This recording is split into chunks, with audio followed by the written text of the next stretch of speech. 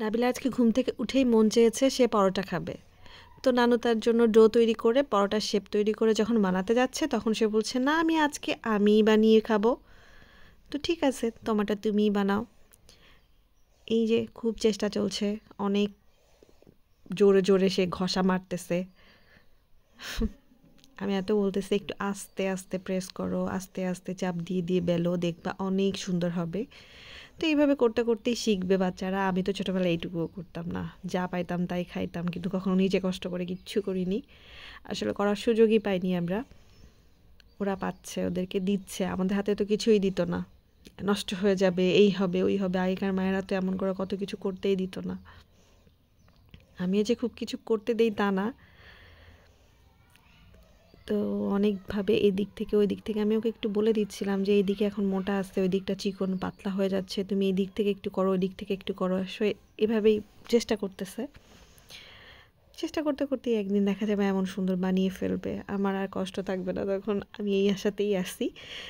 যদিও আমি জানি ছোটোবেলায় বাচ্চারা অনেক কাজ করতে চায়, বড় হলে তারা সেটা করতেই চায় না। কারণ আমিও ছোটোবেলায় এমন ছিল যে আমার মন চাইতো আম্মুরা যখন রুটি বানাইতো অথবা কোনো মানে সবজি কাটতো, আমার দেখে মনে হতো আমিও একটু সবজি কাটি। আমার সবজি কাটা অনেক ইজি মনে হতো ওই সময়। তারপরে যখন দেখতাম ওরা কোনো থালাবাটি ধুচ্ছে, ওইটা দেখেও খুব ভালো লাগতো, যে মনে হতো আমিও একটু যদি থালাবাটি ধুইতে পারতাম, আমাকে যদি একটু দিত। এই যে দেখেন নাবিলার পরোটাটা কত সুন্দর শেপ হয়ে যাচ্ছে, মাশাআল্লাহ মাশাআল্লাহ। তো তারপর ঘর মুছতে আমার মন চাইতো, আমি কত ঘর মুছছি, আম্মু মানে উল্টাপাল্টা করে তারপরে মুছছি। তারপর উঠান ঝাড়ু দিতে ভালো লাগতো, দেখতাম আমার আয়েশাবু উঠান ঝাড়ু দিত, আমার দেখে মনে হতো এই যে নাবিলা পরোটা কমপ্লিট, নানুর কাছে নিয়ে যাচ্ছে ভাজার জন্য। তো একটা পরোটা হয়ে গেছে, নাবিলা আর একটা পরোটা নিয়ে বসছে, এটা তার 2 নম্বর পরোটা। এটা আমি বেশি একটা ভিডিও করি না, ছোটো ছোটো করে করছি।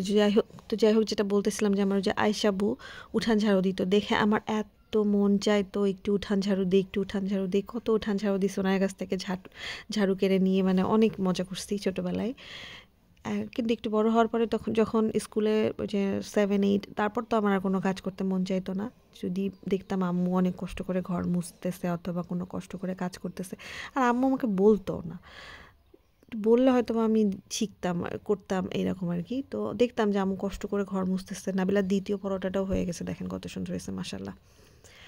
তো পরোটা আমরা আজকে খেয়েছি ভুড়ি দিয়ে। অনেকেই ভুড়ি শুনলে নাক সিটকায়, কিন্তু আমার অনেক ভালো লাগে। যাই হোক, যার ভালো লাগে না সে উচ্ছন্নে যাক, আমার কোনো কিছু যায় আসে না। তো আমি সেটা যেটা বলতেছিলাম, তো এখন বড় হওয়ার পরে যখন দেখলাম যে আম্মু অনেক কষ্ট করছে, কাজ করছে, তখন আমি এটা সহ্য করতে না পেরে আমি আমার মতো টিভি দেখতাম, না হলে বই পড়তাম, না হলে শুয়ে থাকতাম, খেলা করতাম। এই তো এইভাবেই আমার দিন গেছে। তো হয়তো আমার মেয়েরও এমন হয়ে যাবে। যাই হোক, নাবিলা যেহেতু নিজে পরোটা বানিয়ে খেয়েছে, এর জন্য নাবিলাকে একটা ডার্ক ফ্যান্টাসি খেতে দেওয়া হয়েছে। নাবিলা মজা করে ওটা খেয়েছে। মাশাআল্লাহ, সবাই ভালো থাকবেন, আল্লাহ হাফেজ।